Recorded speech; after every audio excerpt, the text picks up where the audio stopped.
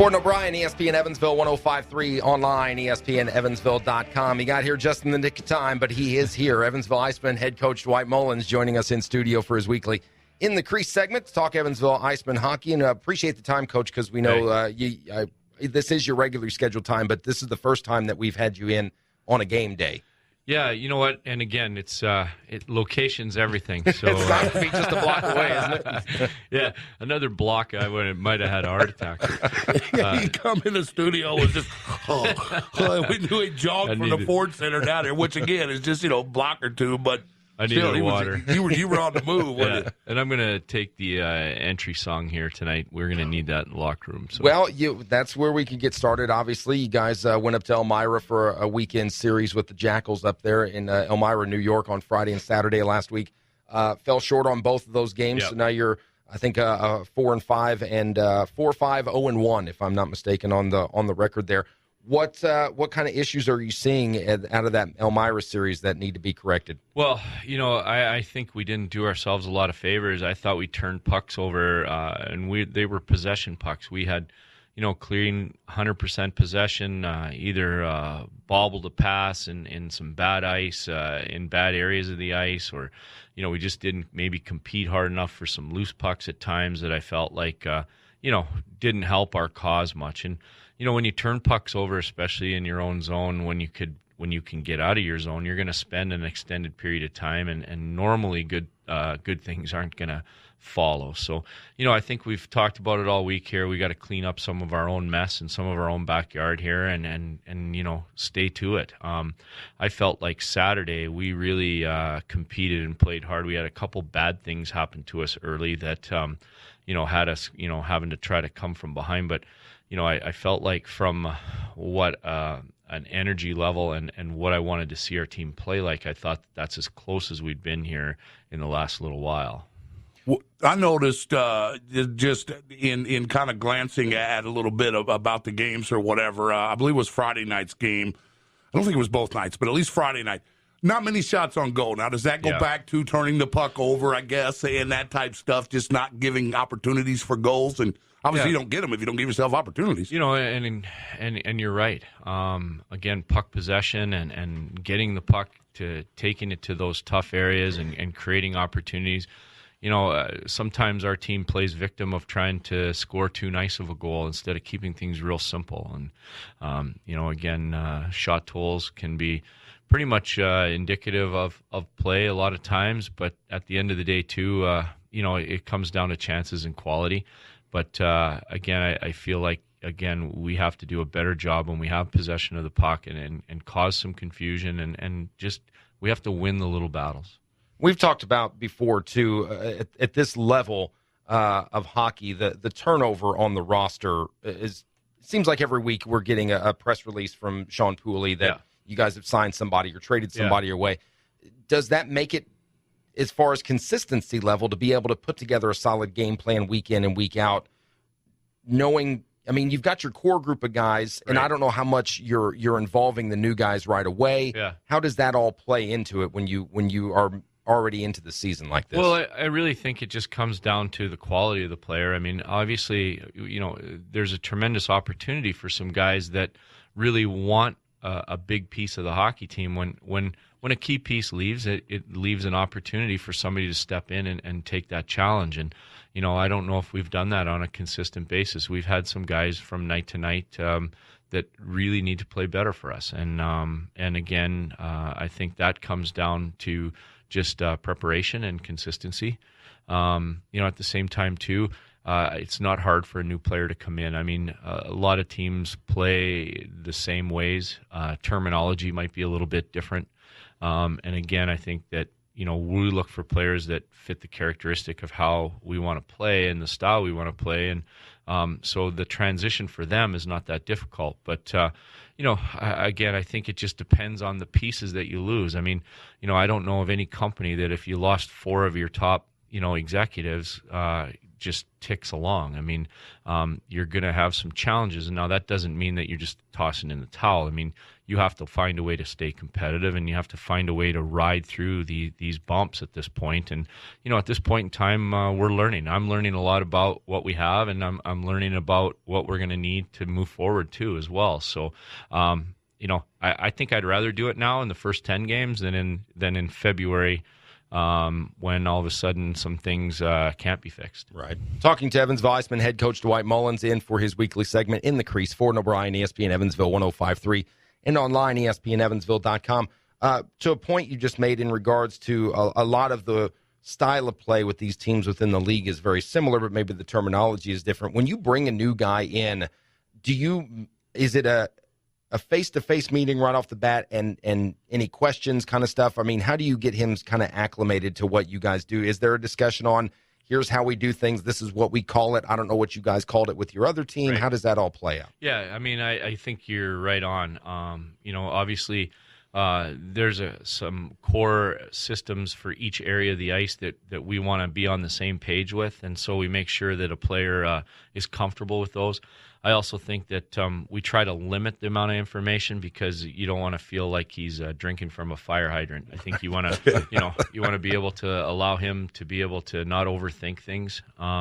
So there's those transitions, and the other thing is there's paperwork. The first thing you do is like going to the doctor's office. Somebody sticks a handful of papers in front of your face, and you got an hour worth of homework to do. We try to alleviate a lot of that, especially if there's a short turnaround in game time when we get players in, and just try to get them to be comfortable and get ready to play and get going. We'll take care of the administrative stuff here when we got time.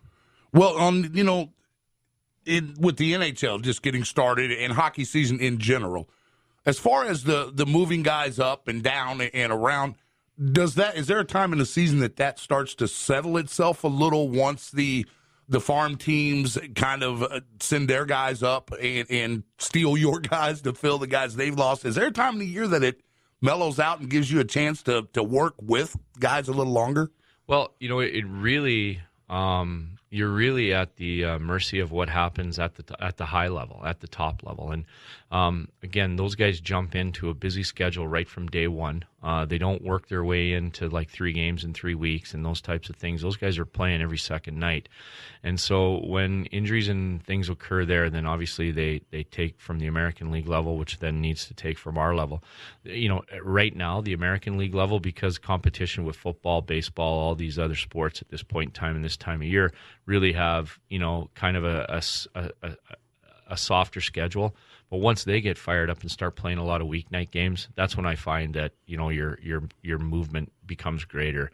When those teams are starting to play 4 games in 5 nights or 5 and 7 nights or whatever, that's when I start to see that things start to move. Talking to Evansville IceMen head coach Dwight Mullins in the Crease, his weekly segment here. Ford and O'Brien, ESPN Evansville 105.3 and online, ESPNEvansville.com. Let's talk briefly, Coach, about one of these newer guys you brought in. You signed a rookie forward earlier this week. Tell us a little bit about Tom Hartnett. Okay, Tommy Hartnett came to us through the New Jersey Devil organization. He spent the summer with their development camp and then went through the Albany Devils in training camp, played a couple exhibition games there. Comes from kind of an under-the-radar college program. Is somebody that... again, is just basically looking for an opportunity to see if he fits or where he fits. Quite frankly, he was living right in the area that we were just in, up in the Elmira area, and it was an easy opportunity for us to throw him and his suitcase on the bus, bring him back to Evansville, and see if maybe he can help us. And gotta love minor league sports. Yeah, just pick him up at the next stop, man. We got a burger for him. Throw him on here. You got that right. And so it just at the time was something that wasn't going to hurt us and is worth it. And again, I'm just starting to get a little bit of a feel for him as a player and everything else. He won't be in our lineup here tonight, but at the same time, we want to be able to give him an opportunity and see if he can help. We do have a question on the Facebook page. I know we try to throw them to you when we get them. Michael wants to know that he noticed that Zach Sternberg didn't play over the weekend. Is he hurt? Is that a coaching decision? Yeah. It's both of them. No, Zach's not hurt. At this point in time, it's kind of a lineup decision. I think we're trying to get some guys settled and get some guys comfortable and consistent in their play. And, that's a double-edged sword. I think that you can't change those pieces in and out every night. I think you want to try to find some kind of continuity. And then at the same time, too, you can't leave a guy out for too long either because, he starts to lose that edge of being in game shape and playing. So, it's important to try to find that balance. But at this point in time, these are game day decisions that we make based on our roster and who's doing what and where. And, at this point in time, we're trying to see if we can give some guys a little bit of confidence to get on track and get going. And I think that's kind of our perspective at this point in time. Nothing to take anything away from Zach. I thought that he's come in here since, we acquired him from Indianapolis, and he's done a great job. And again, he's a first-year pro, and he's learning a lot about the game, and he's learning about, just the routine that it takes to compete at this level. So, again, patience and, that those are the decisions that we have to make when we have healthy bodies. And doesn't that lead back to sometimes just no matter how much practice you get or how good they look in practice, sometimes you got to see them in the game. I mean, it just boils down, not that the other guy's not playing as well anymore or anything like that.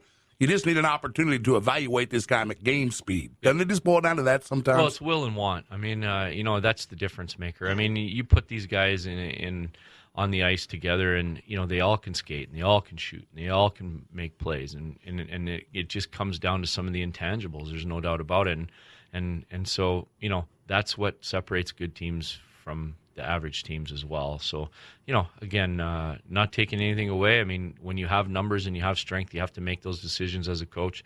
I really wish that we could dress a full 20-man roster and have a legitimate lineup like that. But the league rules are such that we have to make some decisions. And there's some days though when you don't have enough guys to put in uniform too. So you go through those times. One last thing for you, because we know you got a game tonight, and let's just really quick touch on that game tonight. Greenville comes to town. You guys got them tonight at the Ford Center.